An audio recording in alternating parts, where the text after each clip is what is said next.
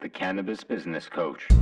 Hi, Mike Z here, author of the Cannabis Business Book, and you're listening to the Cannabis Business Coach podcast, where I chat with and coach the highest performing entrepreneurs in the cannabis industry. Hi, Mike Z is. Hi, Mike Z is. Hi, Mike Z is the Cannabis Business Coach. Hi, Mike Z here, and on today's episode of the Cannabis Business Coach podcast, I have the very lovely and talented, productive, and inspirational Jenny Argie, founder of Jenny's Baked at Home. And Jenny, I'm delighted to have you here to be able to talk about New York and the industry and your journey. I hope you have some products not too far away that you could at least show the folks who are watching. But in the meantime, perhaps we'll get to that. But can you do me a favor and just introduce yourself and let the viewers know who you are and what you do and what's Jenny's Baked at Home? Is Jenny baked at home right now? Awesome. Thank you so much, Mike, for having me. And it's always good to see you. I always feel a kindred spirit with my fellow New York cannabis people. So I'm Jenny from Jenny's Baked at Home. I started roughly around 5 or 6 years ago. When I was diagnosed with breast cancer, I was looking for an alternative to mostly pain medication at the time to go through my procedure. And then I segued into CBD as a replacement for tamoxifen. And I opted out of chemo and radiation, but just surgically had the cancer removed.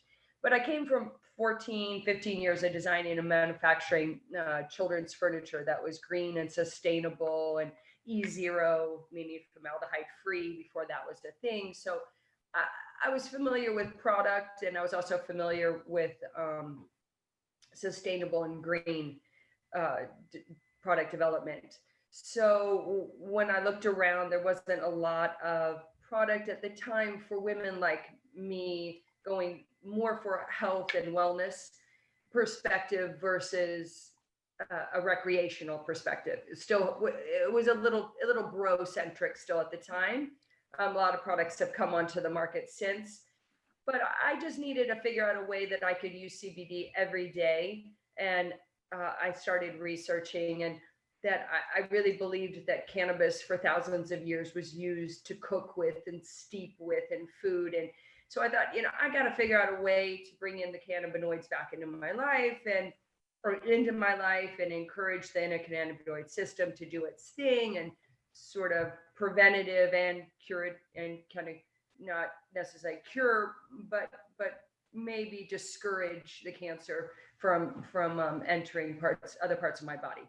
So that was my story with cannabis in the beginning, and since it's flourished into many other people's lives, and that could be for sleep issues or Parkinson's or stress. And so I've just developed a suite of products for myself that also work for other people. And yeah, I'll try to bring some of my products into the screen here in a minute. And I was 3 years ago, I entered the hemp pilot program with the Ags and Market Department in New York, one of the first license holders, seed to sale license holders for CBD. So I've been researching it under the Ags and Market Department for the last few years. I outsourced from Kentucky to California. I always look for organic grows and the highest quality. And currently I'm in the process of setting up a facility in an extraction, manufacturing, processing, and distribution facility in upstate New York in the town of Stuyvesant, about 15 miles from Hudson. So that sort of takes me to where I am today. Is I have a line of products. I'm coming online with an extraction facility, and I'm just a major advocate for the plant. All encompassing every cannabinoid. Wonderful. So just to ask a quick follow-up question, I'm wondering, was there like a particular moment you remember when it all clicked, or when you made the decision that you're going to go all in on this path? I think what excited me the most was not seeing products for women on the market. So that's, I think, was my sort of not all in moment, but definitely at least a foot or two in. And I think it was my first call with a fellow cancer survivor, breast cancer survivor. And the journey I went with her for 2 or 3 months with my products made me realize that this was bigger than me, and I needed, and at the time nobody really knew what CBD was, and it was my responsibility to take the stigma away and to champion the plant. And for maybe women my age or my demographic, or the East Coast or New York. So I think at that moment it was I found it to be my responsibility, that I was fortunate enough to get cancer, to use the plant to heal myself, and also maybe prevent another disease or an illness down the road, but bigger and better to help other people was, such a wonderful calling, especially at my time in my life when my kids are kind of grown, and to be able to nurture with this plant, what a gift. That was I think my all-in moment. Yeah. Wow. Jenny, I'm curious because, you mentioned your background in entrepreneurship pre-CBD, pre-cannabis, and a lot of the folks who listen to the show and watch the show are, professionals, business people that want to get into cannabis and get into the industry, or might want to start a business. And so I'm wondering, that transition from children's furniture to cannabis, it's not exactly, I don't immediately see like the transferable, kind of knowledge or whatnot. And I'm always a big proponent of telling people, bring whatever skills you have into this industry. There's a need for it. So I'm curious if you can describe a little bit of how you made that transition, and perhaps, if you find that this industry really is different from doing business in other industries, or if, at the end of the day, it's fundamentally business is business, supply and demand, P&L, whatever. I'm curious to get your take there. It's great, because I'm first and foremost, I'm an entrepreneur. I'm passionate about it, but I have to have the product or the subject has to be passionate to me for me to be good at this, at the R&D, at the R&D level of it, at the sales level of it, at the passion of putting it out to the public. My last business, it wasn't that far off from this, and I know it sounds like a far stretch. It was modern children's furniture, but at the time nobody was doing modern children's furniture when I entered the market in New York. There was a mini mod movement, I think we called it, and also I was a woman who had just had, I think I have 3 children, but I had 2 at the time. So I was sort of this mompreneur, this new sort of entrepreneur of women that instead of going back to the workplace, we were starting our own businesses. So I'm going to say that I don't think it's that far off of me as an entrepreneur in a bit kind of a male centric industry, which hasn't always been the case. Women in the cannabis space were some of the pioneers in the beginning, but now it's sort of turned more towards, I think, a little bit more male dominant. But when I designed the furniture, I always had sustainability and green in mind. So when I sourced my furniture, I always made sure the wood was the highest grade forestry that would be, regrowth. I was using plywood that was minimizing the amount of wood that we were using. I was using formaldehyde-free glues so that when it did break down, it decomposed into the soil naturally without leaving a toxic footprint, which is what I do in the cannabis space. I make sure that I source organic grows. I make sure that there's no heavy metals or toxins in my product. I do a lot of testing, very, very similar to what I did in the furniture industry. And then also understand that, you have a product, but you need to educate people on why to buy that product. So if I was selling modern children's furniture, what did that mean? That meant that did you want off gassing for your newborn baby, or did you want a green product that was healthy? And did you, after the life of that piece of furniture, did you want it to contaminate the water system, or did you want it to decompose naturally, just like a wood product would, into the earth without all of these toxins? So I think that I took a lot of my knowledge, both working with customers and working with material, and took that product development to cannabis. So I think it was very similar, and I think you're right.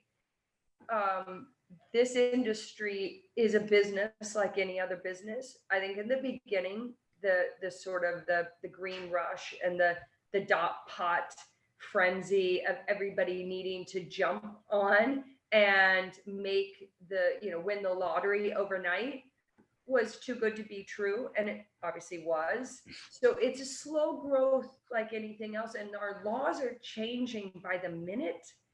When I started this business, Mike, it was CBD was a Schedule 1. I could have been imprisoned for producing a tincture at the time. So if you don't, what's different than another industry is that you don't have history, and you don't have a blueprint to go from. Whereas the furniture industry, I could have whiteboarded it and said, all right, my end customer will be Toys R Us. And I did that. I got, my last customer was Walmart, and I had Toys R Us, and I was international sales. And I could set that vision up and realistically hit it if I worked hard enough. This industry, we don't really know what our future is because we don't have a history.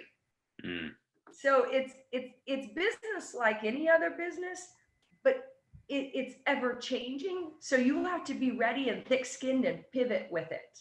And if you need definite answers, it's probably not the right business for you to be in, because there's so much gray matter that you have to be comfortable in that space.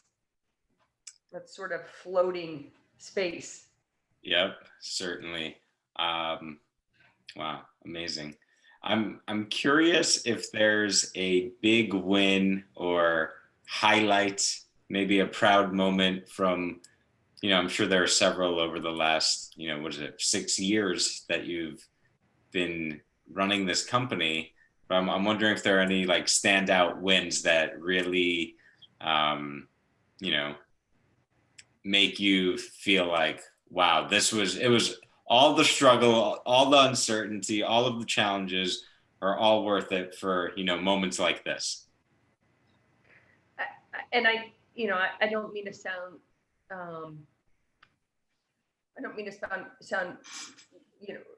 repetitive or redundant, but I'm just going to keep harping back to my customers really make it all worth it for me.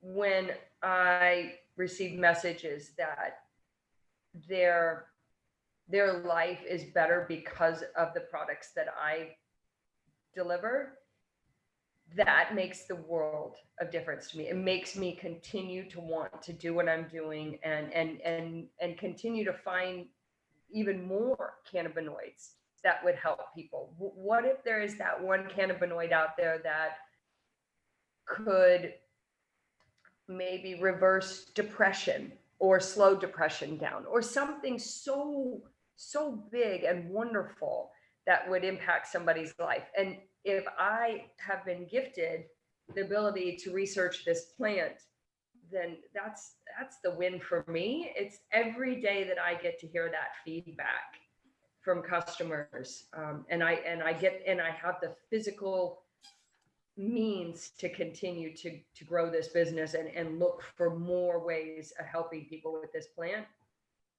I'm all in, no matter what. No matter if I'm, told I'm not able to do it because of legal matters. Again, like, it's still such a passion for me because it's a life-changing plant for people. I love that. Yeah, and I can tell you started out our conversation talking about the passion for the plant and for the patients, and I don't think that it's possible to harp on that too much. So if you want to keep pounding on that drum, I will be right there with you. So Jenny, let me ask you, New York, obviously there's going to be more changes coming soon, given New Jersey legalizing, and it looks like the East Coast is finally going to start making some significant progress towards regulating cannabis and changing the way that cannabis commerce happens. So I'm wondering, given these new hemp regulations that were just announced and are in the what is it called? Public commentary period. I'm curious, as an operator who's in the space, who was one of the first in New York to have, that kind of vertical hemp situation. What do you make of it? Where do you like how things are developing? Do you see, the future of the CBD and hemp product market? Yeah. Do you see that as a brighter future? Do you think things are moving in the right direction, or what's your take as an operator? I think one of the most exciting parts of the transition for me was when I saw the new subject. Instead of it being the hemp pilot program, which is what it was called under the markets, Ags and Markets Department, they renamed it the Cannabinoid Hemp. I think it's called the Cannabinoid Hemp Program. Is that what it's called? I think that's the name of it. But the big word for me was that they added cannabinoid. That is the first time I've seen that used in a government, unless they were trying to tell us we couldn't use a cannabinoid. It was slanted in a positive way. For the first time, I saw cannabinoid used as, wow, we could actually research cannabinoids and find other uses for the other cannabinoids. And you guys are allowing us this platform to do it in. It is definitely, I think, slanted in our favor. We never know. Again, you never really know until the regulations roll out. I do know that there's a lot of hoops and barriers that we have to break down to get there. We have to be what's called CGMP, currently Good Manufacturing Practice Facility, which is an expensive setup. Not necessarily, it's a lot of paperwork and SOPs and that sort of thing. But when you're setting up an extraction or processing facility, you have to set it up at the same caliber as a pharmaceutical company. So your walls have to be, CGMP'd. Every single detail has to be of that caliber. So that is, it's strenuous, it's costly, and it's very time consuming. So it's a bit of a struggle for some people to transition, and I hope a lot of us are able to transition and we are approved for the new license. We're now currently grandfathered in with a temporary license until early January when the Department of Health rolls out the regulations. But I think what it's going to do, and you correct me if I'm wrong, is it sounds like from what I've read, it's going to be very structured as the alcohol and tobacco industry is. So it all needs to either have either grown, manufactured, or brought in through through distribution or a distributor through New York, so that the taxation can happen within the state and it be regulated. So we're both going to have quality control with that, but we'll also have very clear channels of where our cannabis is coming from, so the government can kind of track and trace it, I guess. Right. So, you make a great point about the language, the cannabinoid.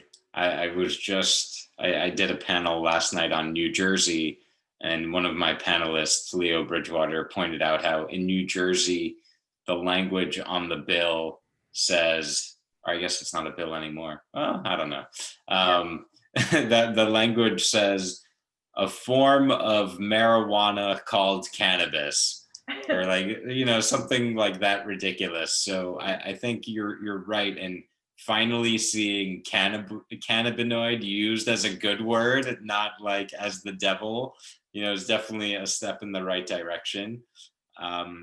So, I haven't dug into the proposed hemp regulations in New York, like in much detail, but from the handful of folks I've spoken with that live and breathe that stuff, they seem pretty excited about it.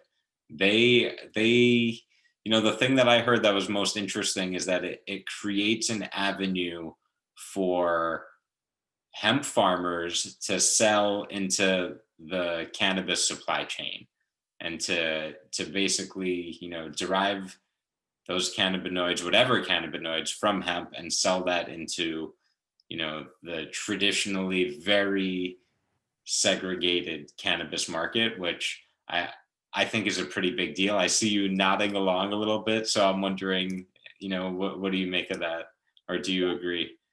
Yeah, I mean, above and beyond, we have to give support to the farmers. It's without the seed and the plant being nurtured and loved and grown in an organic, clean, beautiful way, our end product would be crap.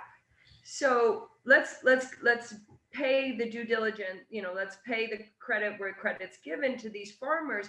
But if we're not setting up some type of regulation within the state, somebody can grow in Ohio where maybe it's cheaper, and then truck in the cannabis into New York and dump it on the market. And how about all of these New York farmers that have spent a whole season and then they have this harvest, and they can do nothing with it because the industry was just flooded.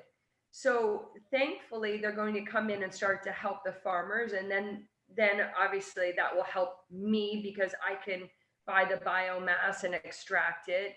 And then if you take off the shelves of all of this product that's coming in from God knows where, we don't know, and allowing us to offer the public a great product that's grown in New York. I mean, I understand free trade and I'm all for that, but we have to get kind of hold of it a little bit first and understand that the product is it's a domestic plant, and it's the locale is important for the verticality of it. So, bringing it in and moving it and shuffling it all over I don't know if we're ready for that yet. We haven't figured out what the standards are for this product are yet, and where it's being made and where it's being manufactured, where it's being grown, where it's being manufactured, and where it's being sold. I mean, how many times in the last couple of years have I told people not to buy their CBD from a gas station? So, but that coming out of my mouth is not going to come out of my mouth in a year or two. It's just not. It's just, things are going to change. I mean, you don't go buy your vitamin C from the gas station, or your antioxidants. You don't. So Right. it should be treated the same way. And it's of that, importance for your body, for your cannabinoid system, that you are bringing in the right cannabinoids to your body, and you don't want it filled with heavy metals and toxins. And Yeah. So along those lines, I want to circle back for a moment. You mentioned, the need to educate consumers and customers, and how that's really, something that transferred over from when you were in the furniture business to now in the cannabinoid hemp business, we'll call it. I'm curious, in your experience, where is the biggest gap in consumer understanding of cannabinoids, or of how to find or assess quality products? And has that changed in the last 6 years? Do you feel like that gap has shrunk, or by and large, do most consumers still not really even get the basics? yeah, well, I think it's still a mystery. I think I would guess that more than 75% of the population probably still thinks it's snake oil. And then the other population, there might be 5% that are very clear on how to use it and what it's good for. And then that other 20% are still wondering how to dose with it. So educating people that it's not snake oil is a big feat. And then educating people how to use it without, I mean, obviously we can't call them patients. We can't, we're not allowed to treat this. It hasn't been until the last couple months that we actually are able now in New York to call it a dietary supplement out loud. So for a long time, our verbiage and our language had to be very careful. So having to be very careful is also not able to tell people actually how to use it, for what uses to use it. So you are kind of constantly tiptoeing around, like it's good for sleep. Why is it good for sleep? Well, it's good for sleep because it opens up circulation, and more oxygen to the body is great for healing, for releasing maybe clogged arteries, or the more the body moves, like yoga. I didn't know that. Yeah, and it's true. Like, that's what I call it, the lazy man's yoga, because it opens up circulation, more oxygen to parts of the body, the more healing we get, just like we would doing yoga or meditating. The more we're opening up circulation in the body. Well, that's what CBD does. It encourages the blood flow to happen without, and reducing the inflammation and telling those receptors how to do that. So, but and that can have all sorts of other great, it's an anti-inflammatory, it's great for sleep. When you're circulated, you're less stressed, because your body is tense, and there's not a lot of constriction happening in your body. So to me, after you do a good yoga power session, you tend to be a lot more relaxed. Well, you got more oxygen flowing to your body. You're a little less stressed. It's more oxygen to the brain, the more you're going to think better, chill out a little bit, and get healing going. So, I mean, obviously I'm making claims right now, and I'm really not allowed to make those claims until these regulations come out. And when my facility is set up and I'm CGMP, and I'm actually able to do the research and to publish it and work with Cornell and work with other institutions, that's when we'll really, really get to show all the work I've been doing for 5 or 6 years. Because right now, mine is anecdotal. Mine is, I have a customer, they've been my customer for 4 years, and they've been my customer because they have Parkinson's. and it's reduced their illness or slowed it down. So, and I can then go and maybe study that or work with somebody who's studying Parkinson's, and I can supply the cannabinoids to them, or we can do it all in-house. So I think there's a lot of still medically, there's the gap because we haven't been able to discuss it freely. We've sort of been talking out of both sides of our mouth. We will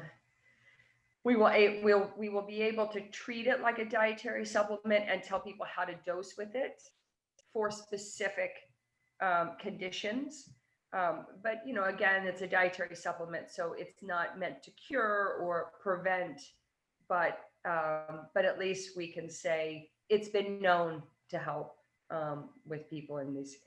And the more legal we get, the more studies will be on the market, not just coming from Israel.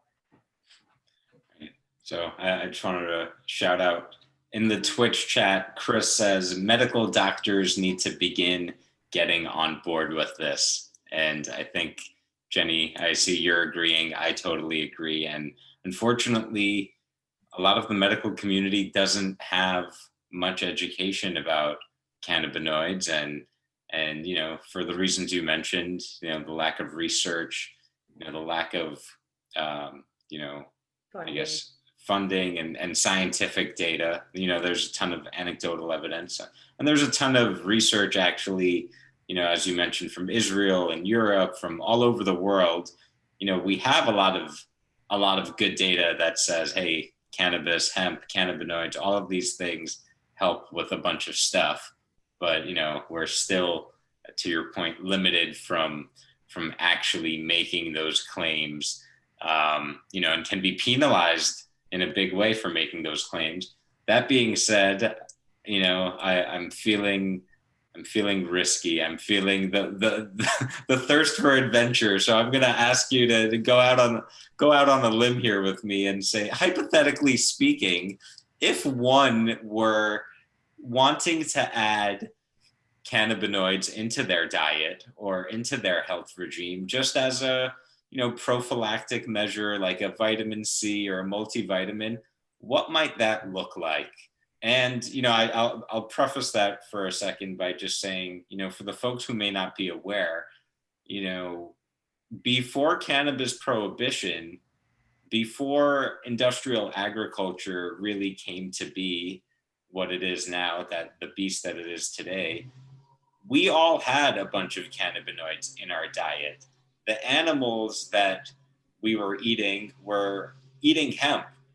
And then, there were all these other ways that cannabinoids were getting into our diet, which was good for us. And, for a long time, we've now been deficient. So just wanted to put that out there. But I'll turn it over to you, Jenny, to answer my very hypothetical, non-prescriptive question. That's amazing, because that's one of the things I discuss in my talks, is that it grew like a weed. I mean, we called it a weed because it grew so easily. It also was awesome for the soil. It cleaned the soil. Our animals ate it. Then we ate animals. We would pull it and steep with it and cook with it. We would mix different herbs with it.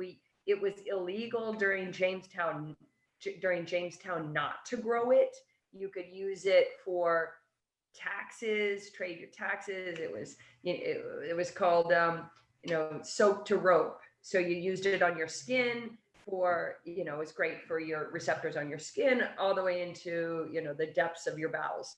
So yeah, we've been using it for thousands of years. We just recently, 100 years ago, stopped using it. So we're having to really learn. Back to one of the questions you said, and it'll segue into it, is that I think one of also the misnomers is that more is better. So when it grew like a weed, the cannabinoids all grew at the same level. So we didn't have high levels of THC and high levels of delta 9 and everything. If the delta 8 and the delta 9 were there, and the CB1 and the CB2, the CBN and the CBG, and the CBD would have all grown at the same levels. So now that we're isolating those cannabinoids, I think and especially as humans today, like more is better. And we think that, but if you take a copious amount of vitamin C, chances are you're going to have some, some not so positive results from that. You'll be in the bathroom for probably a long time. But same will goes with cannabis. You don't want to overdo it. Yes, we all know with the THC part, but we don't know if the CBD or CBN or CBGs are crystallizing at huge amounts in the liver. We're not sure. So we need to make sure that we're practicing moderation with our cannabinoids, and we need to use it for what it's good for. So if you suffer from epilepsy and severe grand mal seizures a day, then your CBD level is going to be much higher because your cannabinoid level is low. Your endocannabinoid system is low, and it can use more. But not everybody needs huge amounts of cannabinoids or huge amounts of antioxidants. You need what your body is. So you need to figure out what your dose is. And that is where the person who wrote in with, if we could get more medical doctors involved, but this is also asking medical doctors to believe in supplements. And we're a pharmaceutical society. We believe in treating, not preventing. So it's our job to champion the cannabis plant as a preventative. Obviously, we know that it can be, it can help once you have a disease, but also to use it preventively. So every day, use it as what we call, we combine it with an MCT, a medium chain triglyceride, which is good for the body. It's the good fat to add to the body, and cannabinoids love to be combined with an MCT. It really works well with absorbing into our organs and healing tissue damage and promoting healing. So I would say that if you wanted to use it every day, you could use a tincture and use that sublingually, or you could use an infused olive oil or coconut oil, and just finish your food with it, maybe 20 to 30 milligrams a day throughout the day. I always start with smaller milligrams in the morning, and I work my way to more milligrams in the evening. I do 30 to 50 milligrams a day, but the average person needs 10 to 20 most throughout the day up till the evening. And that I think would round the edges and promote circulation and keep you youthful. So Jenny, I have a question here from Twitch which is one of the most common questions I get asked, and I'll share my answer, but I'm curious to hear yours first, which is, there are so many CBD brands out there. How can you tell which ones are legit and which ones are trash? And those are the words of Chris. I'm not calling them trash, although, I think there is a ton of snake oil out there. So, and also there's stuff out there that's dirty and not only will not give you the positive benefits, but can actually make things worse. Yeah. So I'm curious what advice you have there for people, for consumers and patients. Yeah. Well, we talked about this earlier. Don't buy your CBD from the gas station. Start there, just cross that off. I guess the thing is that I'll get people say, oh, I buy my CBD from the health food store, so therefore it must be good. And they just because it's the Wild West still. We don't know. Just because it's selling in a health food store doesn't have a seal of approval. It can be coming from anywhere. The most important thing is to make sure that you're purchasing it from somebody that's listing what we call COAs, Certificate of Authenticity. So if you go on to a website, make sure that they're listing the product COA, and in that COA you'll see that if it's been tested for heavy metals, that's what could hurt you. that can give you cancer, any sort of toxins, and those toxins would be pesticides. So in this country, we're not allowed to use pesticides to grow cannabis, but it could go further with an organic grow, that your soil was tested for any heavy metals.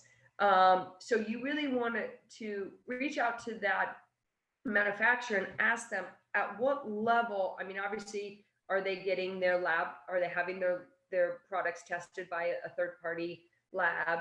Are they? But you can ask things like, how organic is your product? Is the soil organic that the seeds that grew in?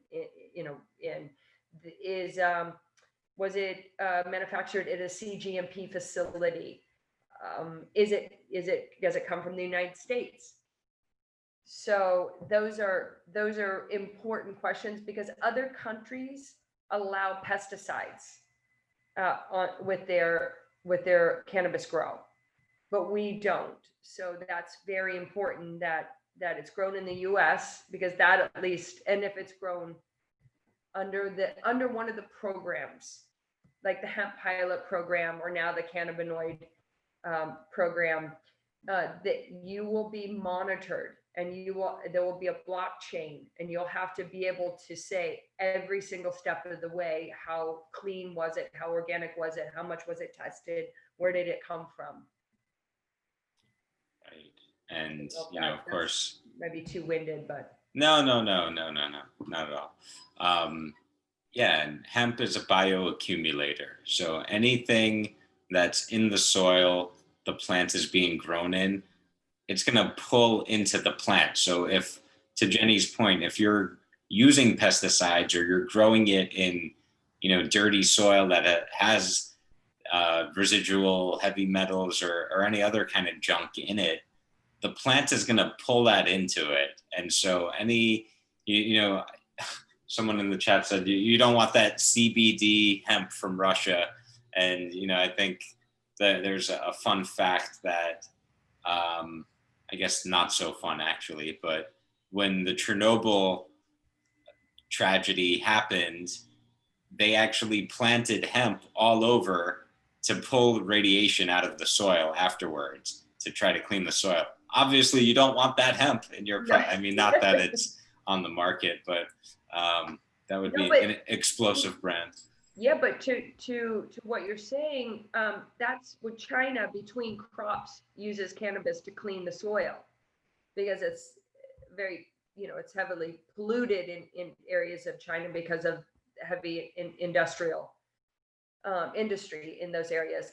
I manufactured in China, so I know that there are ways that you can find organic and green in China, but you have to really search for that, and it exists, but China for years would use cannabis to clean their soil in between crops. And then when CBD became popular, they would extract the CBD and sell it. And at one point, as you remember, we were only allowed to sell imported CBD. And that was all coming from China. And we later discovered it was so high in heavy metals and toxicity that it all had to be discarded. We don't know really what's.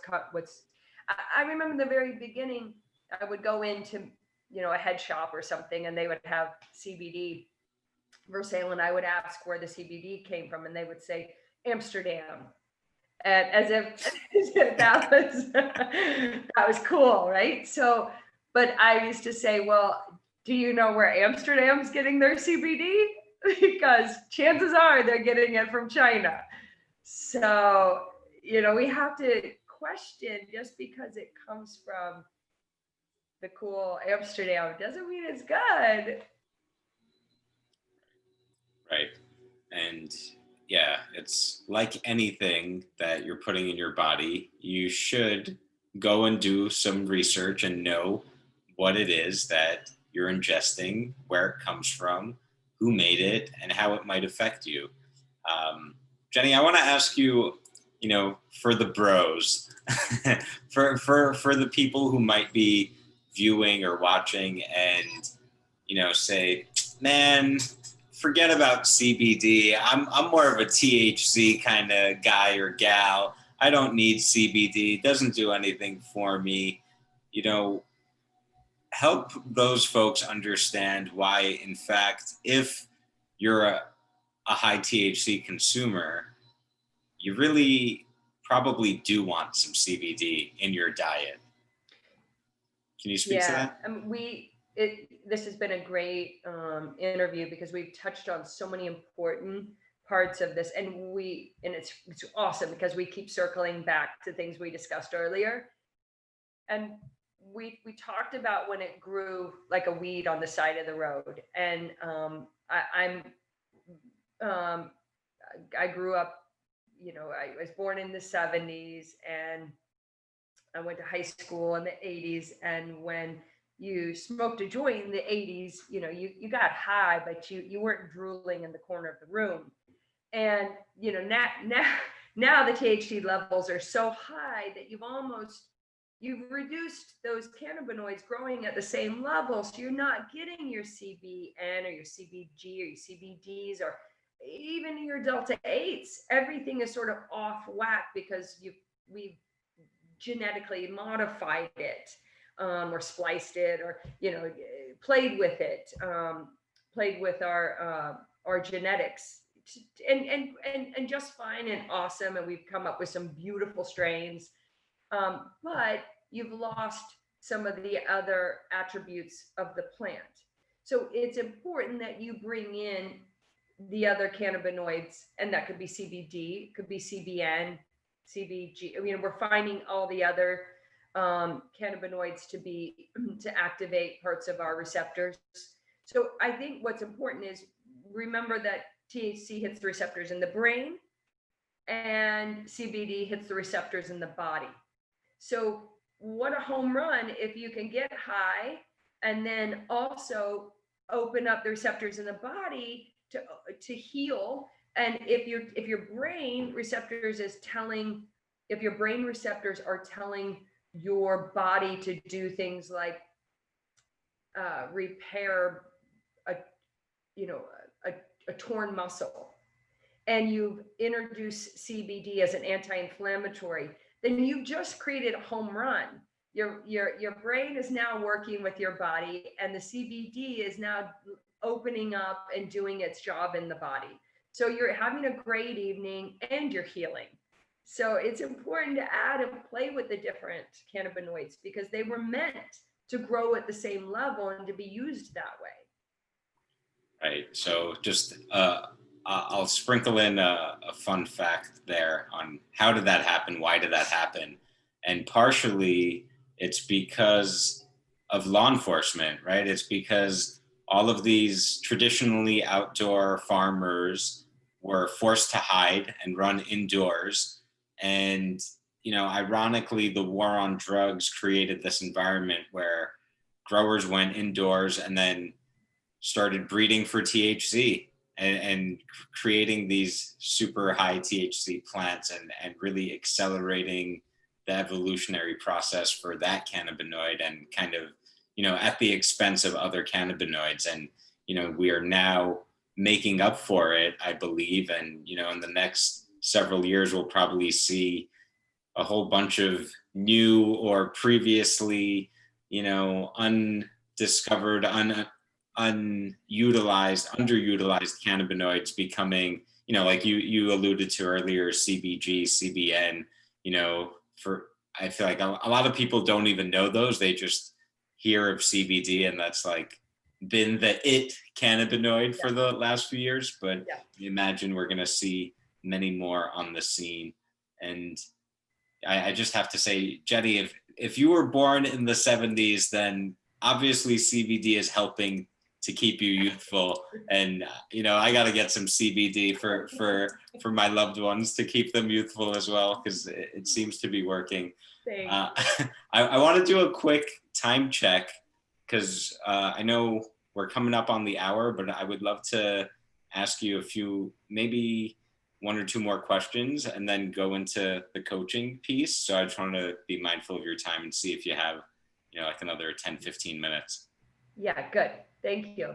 Yeah. All right. Awesome. So my last, or one of my last questions for you is, the CBD product space is super crowded, super competitive. You know, how have you survived for 6 years? What about you or your brand or your products has allowed you to have longevity in this space where so many have already tried and failed, and where, you know, the competition is pretty immense, and yeah, it's hard to stand out. So I'm wondering, you know, what about you or your company has allowed you to survive and sustain and persevere? Uh, Stay power is important. If you can, if I wasn't in it to win it, I think that's probably one of the biggest survival points of me was I knew that there was going to be waves that I had to ride. I also created a tribe of customers. And so through the years, those customers I have compounded and have kept me in business, both physically and mentally, to ride it out. So I told you that my last company, I sold to big box accounts like Toys R Us and Bed Bath and Beyond and Walmart, and your margins are a lot thinner. So I decided while I was educating and developing my brand that I would only be a B2C model, and that I wasn't interested in being on shelves. I know how to put my product on a shelf, and there's plenty of time for that. But I thought this is the time to be able to work one-on-one with customers and develop this following and real a real study group. Like, when do you get that? I'm just not throwing it out on these shelves and seeing what people say, and oh, it doesn't work for me, it does, because it doesn't work for everybody because they're not using it correctly. So if I go put it on the shelf at in Midtown New York, and somebody takes it home and a week later says, yeah, it didn't do anything for me. Well, it didn't do anything because you weren't there. I wasn't there to guide you and tell you, I need you to use it every night, 10 milligrams a night before you go to bed, and and to use it this way. And before you know it, within 7 to 10 days, you're going to have a better sleep. Your circulation's going to be better. You're not going to feel your joints like you felt them anymore. It's going to round your edges. You're not going to be so stressed out during the day. You won't even know what's happening sometimes. But I'm able to do that and work. And so I have built a customer base that grows. And what other industry nowadays, especially with things, companies like Amazon and everybody knocking people out, that you get to have this type of business where you have a core customer, sort of a tribal base, and you can build from it. So it's pretty exciting. So that's kept me in business. And now my extension is my next really big of moving my facility, setting up the facility is my next big feat in standing in front of me is, and hopefully at that point, I would love to have a space where everybody could come and see how it's grown and extracted and made and tasted, and I can continue that one-on-one idea with the customers, because I don't think we're going to leave this space of educating people for the next 100 years. We've been in prohibition for 100 years. It's going to take at least 100 years to peel it back. Yeah, wow. So I'm hearing that one of the big difference makers for you is being able to give your customers that individualized attention and kind of nurturing them along the journey of discovering how to use cannabinoids and to make it feel safe and accessible, because otherwise it's pretty much like a black hole in some way, where, you know, if you don't know, if you haven't done your own research, if you haven't been your own cannabis scientist, you really don't know. And it could be quite intimidating. So yeah, I appreciate that. I hear that. I also want to, I'm going to have a little bit of fun here, which is my friend Aggie Panda in the chat, they said in all caps, so I'm going to do the dramatic reading or enactment. Okay. They said, Jesus, what? Excuse me. No, you're my mom's age? How? So I just wanted to. That's awesome. And she's they're laughing now. So okay. I had so one more question, and then we'll do the coaching, which is what advice do you have for entrepreneurs, investors, business people, professionals that want to get into the cannabinoid product space, or even the broader industry? I get asked this question a lot, and I knew you were going to ask it, and I thought, you know, I answer it the same every time, and I'm trying to figure out a different way to answer it, but I can't. So and I was thinking, you know, I remember my father saying when I was young, you'll love it if you're good at it. So, or if you're good at it, you'll love it, right? So if you're really good at accounting, and if you love it, if you're good at it, you'll probably love accounting, because that's what you're good at. So if you're good at something that makes sense in the cannabis space, like I think the problem you asked me is so many people have come and gone, with product. Well, Mike, they weren't product people.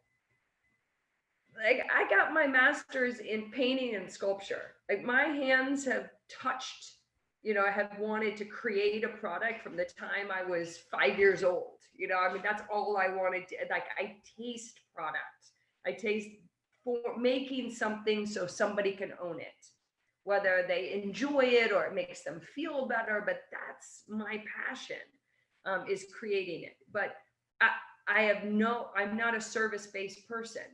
I have no desire to be. I mean, I work with my customers one-on-one, always with, like, we're both kind of holding the product in our hand, so to say. So I would say that definitely whatever your passion is, if that's setting up a restaurant or a cafe, or back to accounting or legal, or like it could be something. One of the things, I mean, obviously we don't use it anymore, but when this all happened, everybody talked about the gold rush, right? And that now's the time to get into picks and axes, or picks and shovels, and during the gold rush, Levi Strauss was what became, like, one of the most famous products from it. So there's so many ancillary items that we can do, or services or products or things that you can do. So look at that. Look at what you're good at, and then segue into the cannabis space. There's so much room. I don't know about you, but I still laugh when I hear people say, have you missed the cannabis train? And it's like, are you out of your mind? It hasn't even, the engine hasn't even been turned on yet. We are just starting. And so many people have come in. They came in because they wanted to win the lottery. Let them come in and fail, because they weren't in it for the real reason. They were in it to make money and get out, and they realized they couldn't do it overnight. So they didn't make it past first base. So just get in slowly, build it, and you'll find your niche, and it will be super exciting. There's so much more to it. The cottage industry in cannabis doesn't exist. What do you mean by that?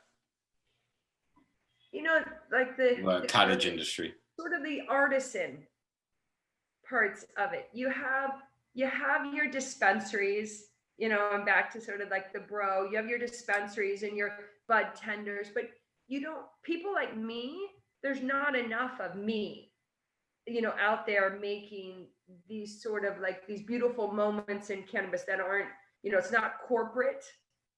You know, sort of like the difference between like me, I'm like the Williams Sonoma versus the Key Foods, you know, so that's sort of the cottage industry, and that still is there. I mean, that hasn't even been explored yet. You have Auroras and Canopies and those big cannabis companies, but where are the Chabanis? Yeah, I know, but so the whole Chabani, you know, that whole, you know, or the special batches, or all that kind of stuff that exists. That hasn't even started yet. So get in there, get your, you know, start getting excited about it when it starts to, you know, in the next few years, we're going to really see legalization come in, and it's going to be super exciting. All of the different ways we can start to infuse cannabis into, you know, liquids, to foods, to different smokables, to all sorts of different, and obviously, how about the whole research and development of, I think you talked about at one point, where we could start adding it, and maybe we replace corn syrup or cornstarch, and we use hemp starch, and that instead of you know, creating cancer, we you know, prevent it. So, or prevent diabetes. Wouldn't that be something? Yes, indeed. And a couple of things there I want to respond to. One, all this talk of product makes me really want to see some of your products. I'm hoping you could bring some to share with the folks, and I can just keep chatting while you do that, which is two things that Jenny said that really I appreciate. And I say in my book, the Cannabis Business Book, which is available on Amazon, that it's not too late. People have been asking me since 2016, is it too late? It's not too late. And as I was reminded again with this election, I saw a spike in book sales, that, you know, there's still new people coming in that aren't even going to pay attention to it until their state or their country goes legal. So it's like, you're still early today. For anyone who's listening and considering getting into the industry, it's still very early. Now, that being said, the other thing that Jenny said that I fully agree with, and have a whole chapter in the book dedicated to this, is you have to take a long-term approach. If you're thinking this is a quick buck or easy money or an in and out job, well, it will be in and out. You're gonna fail quickly. You're gonna burn out quickly. And really, the folks that I've seen have any kind of success in this industry are people who have that same mindset and philosophy of what Jenny mentioned, which is taking a long-term approach, rolling with the punches, riding the wave, pivoting, adapting, adjusting, and having that bigger picture why, that real mission of service, not only to patients, but to humanity as a whole, of, hey, I understand that a world in which hemp, cannabinoids, cannabis, marijuana, reefer, whatever you want to call it, is more integrated, is a healthier world. And so working towards that, you know, that's what ultimately will guide you to operate in a way that's going to resonate with people and offer value and allow you to succeed. At least those are my 2 cents. But anyway, I'd love to see some of your products, Jenny, and feel free to respond. Yeah. Awesome. No, I was just going to say, for the people interested in getting into the industry, and the entrepreneurs out there, think of, I give an analogy. Well, when I started the furniture company, I remember people saying, oh, don't do children's furniture, it already has been done. So I'm going to give an analogy. Think about shoes. And if you love shoes and you want to design shoes, and somebody says, oh, don't bother, shoes have already been designed and made, don't bother doing that. And then you would say, oh, you're right, there's already shoes on the market. But then what if you came out with the most cool, innovative shoe ever and changed the whole shoe, which happens all the time, right? I mean, not that, that's that big of a deal, but I mean, you see Crocs, like who would have thought Crocs? Like, like really? Like, but there was a whole market for Crocs, right? And so same goes for shoes, same goes for cannabis. Every shoe doesn't fit every cannabis user. So you are going to have a million different cannabis users.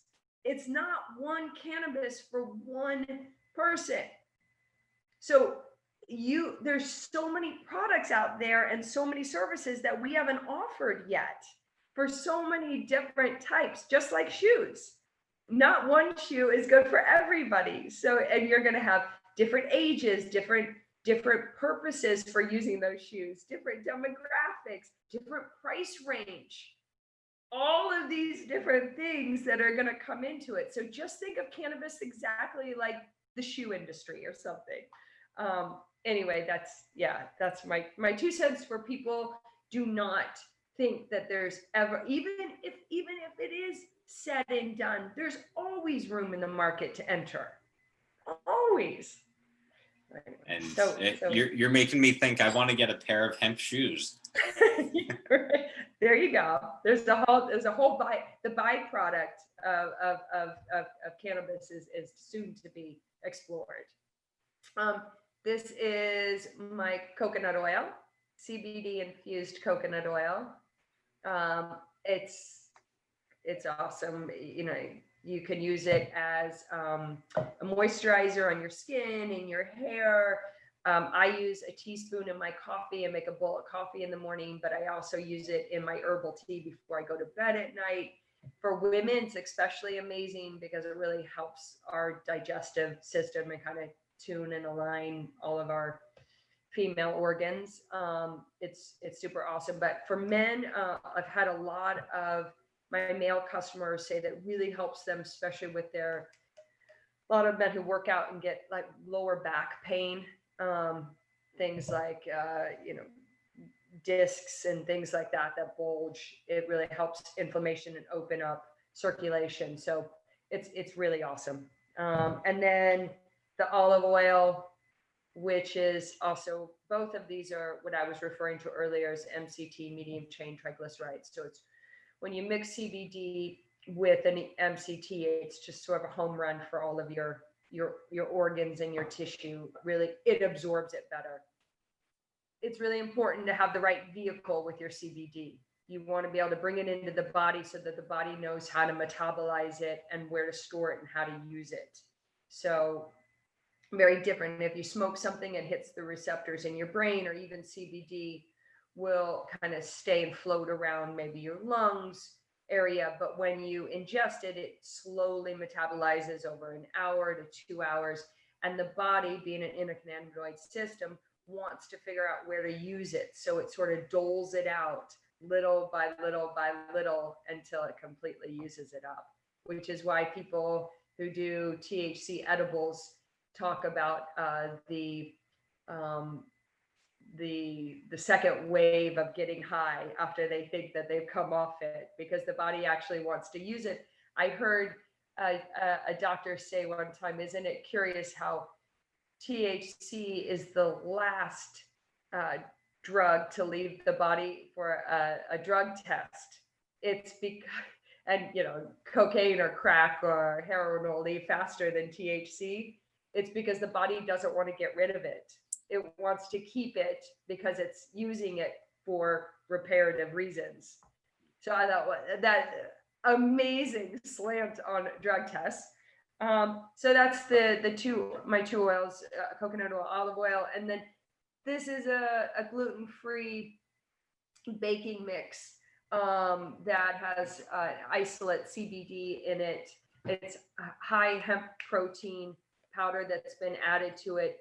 And I like that I'm not, a celiac, but I like the fact of when I mix cannabis I like the fact that the cannabis will break down faster than I need to break down the flour. So it absorbs easier into my body. It's more gentle.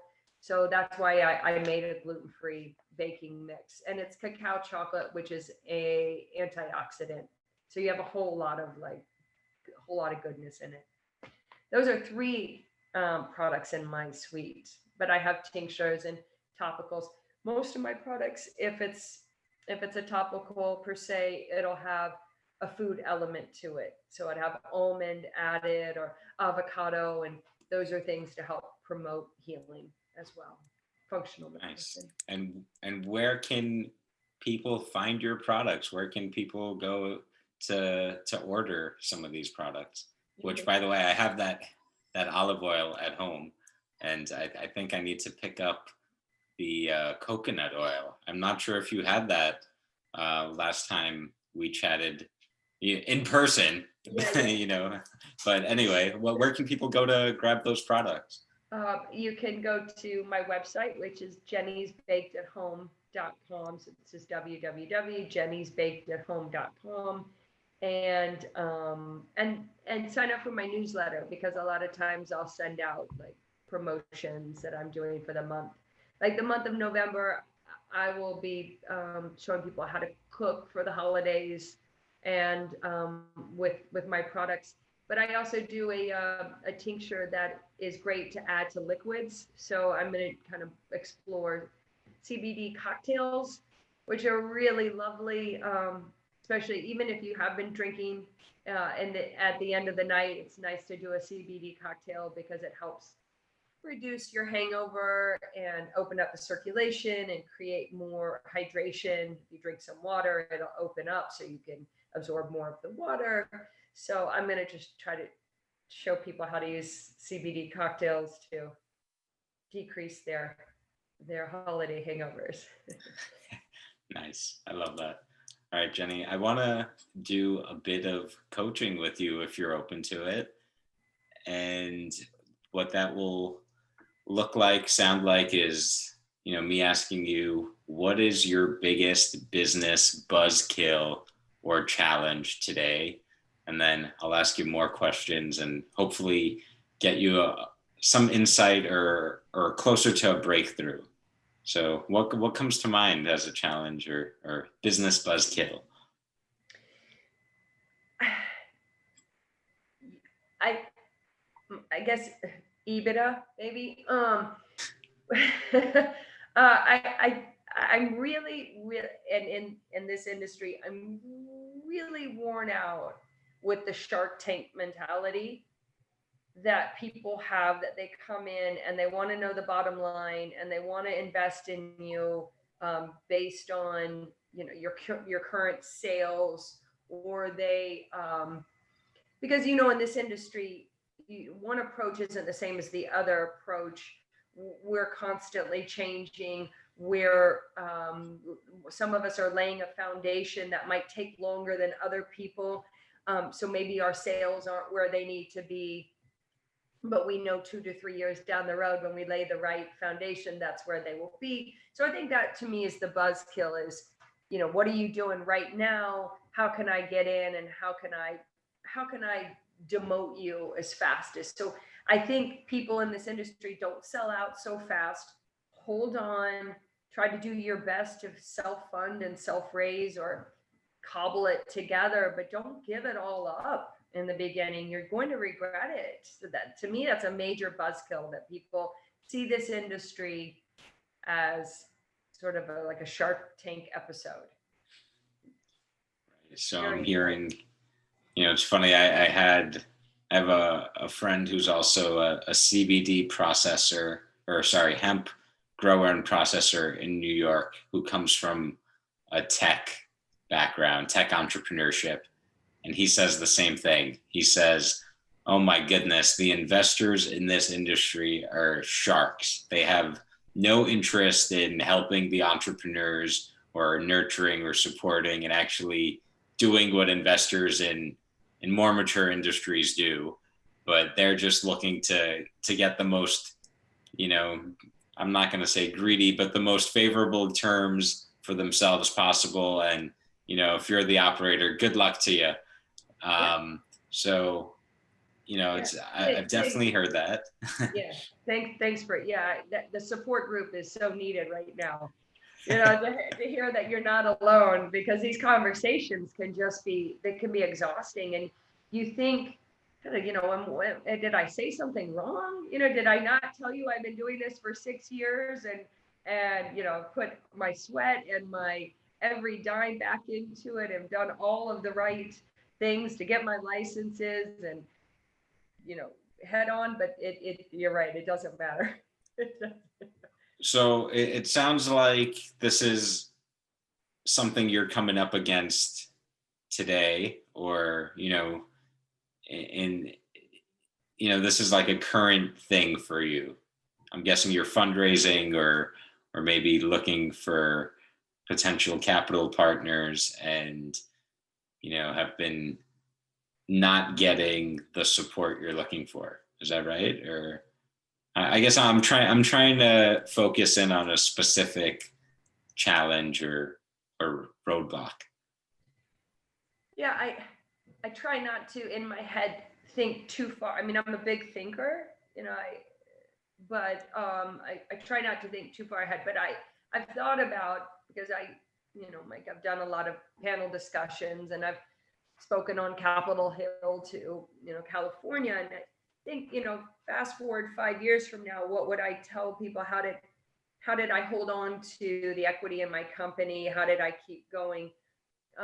Because there have been moments that I didn't think there was any way that I could make a facility happen in upstate New York. And so, yes, I looked for investors, and same thing, major greed has come in. I mean, people have asked, want 70% of the company, like things like that, not a little ask. Or they come in and want to do some engineer drawings and take 10% of the company, like ridiculous, just real ridiculous asks. But there are so many ways to stay in business and to skin a cat. And I forgot that. And a lot of times it's, no means on and tenacity, just get up and put your pants on and figure out how to do it. So I could not get the capital to get a facility and to start the operations. But right when COVID hit, I went back to a landowner that I was very interested in the property, and I offered a lease to own deal. And obviously commercial real estate right now is not the most popular thing. If you've got a house in upstate New York, you've just tripled your investment. But so I happened to be in a good place. So I was able. So I think, and little by little, I'm beginning to understand that you don't have to have the investment. Yes, I would love to have somebody come in and give me a fair offer and to partner with me, whether that's smart or dumb money. But in the interim, I figured out how to continue to build it and to cobble it together. And thankfully, I have 5 years of great sales and good core customer base. So I was frustrated for a while, but now I'm actually thankful that the industry, they were such assholes. So it just made me react to it and say, no means on, watch this. Oh, I love that story. I love the creativity, the grit, and being opportunistic and being innovative and clever and seeing, okay, what's another way? If this path isn't working, what's the other path? What's the next path? I'm a little frustrated now, just kidding. that, it doesn't like you gave me a solved problem, it sounds like, but that's okay. Cause I think it's worth it to share that story and to give that example for folks that might be in a similar predicament or might be frustrated that things aren't going as planned or as they perhaps should be. But it's funny because just like in your story, the things not going to plan turn into a different opportunity, right? So I guess I'm wondering then, what was your biggest takeaway from that, or what's the lesson in there about you? Well, I think, thank you. I think that in a world of, and listen, I think Amazon's awesome. Don't get me wrong. In my last company, Amazon, I was one of Amazon's first furniture companies. They were a wonderful company to work with, but in where things have sort of morphed and where, sort of online stores are becoming these sort of monopolies and conglomerates, and everything is sort of seems, mom and pop shops are kind of closing, and it's kind of scary a little bit. I think it's important that people like me, and there are so many other people listening that are entrepreneurs and innovators and creative, stay the course, because we are a country of that. If we don't, this country is just going to be black and white and gray. Not to say those aren't my favorite colors, but being a New Yorker, but that, I need to champion this for other women. I need to champion this for other entrepreneurs. I have to say that if a bank isn't gonna give me a loan, if an investor isn't gonna help me or is gonna try to take too much, that it's not gonna take me out of business. I'm going to stay in business, and I'm going to figure out a way to do it, because that's what makes this country so great. And we get opportunity, and we're not going to allow that to stop us from creating new products out there, and also not. And I also think that back to the cannabinoid Department of Health program is, I do think that and I don't know, and this could be naive, that they are going to give the people that have worked really hard in this state the opportunity before the big wigs come in. And so maybe at least we have an opportunity. Now, that could be a bit naive. In the end, it's all about bottom line and dollar and all that kind of stuff. But I do think that the cannabis space is giving some sort of leeway to the people that have been trying to break through in the industry. So, all right. I don't know if I answered your question. I don't know either, but that's okay, because I've had such a wonderful time chatting with you today, Jenny, and I appreciate you for taking the time to join me on the show and share your story. And I wish you nothing but continued growth, continued health, luck, success, and all the good stuff, so that you can keep doing what you're doing, keep innovating, and keep helping patients and people to discover all the powers of cannabinoids. And so thank you so much for joining me here today. The work you do. Very. Oh, whatever. Yeah. I'm just having fun. It all means something in the end. Thank you so much for having me, Mike. My pleasure. Thanks, too. Jenny. Have a great Bye. day. Thank you. Hi, Mike Z is. Hi, Mike Z is. Hi, Mike Z is. The Cannabis Business Coach. Hi, Mike Z is. Hi, Mike Z is. Hi, Mike Z is. The Cannabis Business Coach.